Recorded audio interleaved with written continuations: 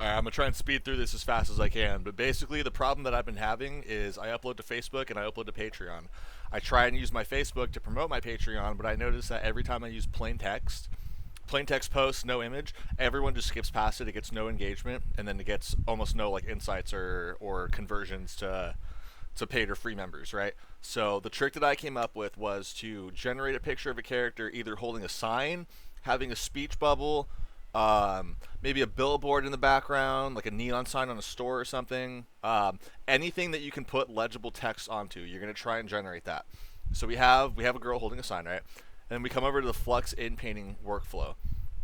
And then what you do is you basically you create the mask. Obviously, you create the mask for the thing, create the mask for the sign, covered as much as I could, and then for the prompt, you're going to have a whatever. In this case, it's a wooden sign. So if you're doing like a billboard, it'd be a billboard, a neon sign, whatever, a text bubble, and then with text, and then you put in quotes the text that you want, and it should sometimes it doesn't. It should generate it, so that way you end up with an image like this.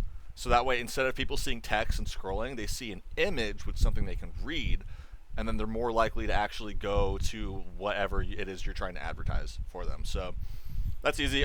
This is the modified workflow. I stole it from somebody else, and I removed a bunch of unnecessary shit like Florence and segment anything.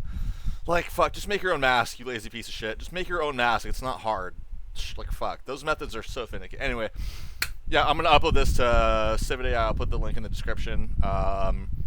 These are the models I use. I don't use context. I don't feel like using it. Flux Dev can already do this. There's no point in learning a new model that can already do something the old one could already do. So, yeah, if you're a context user and you're going to say, oh, context can do it, I don't care. Just shut up. Whatever. Bye.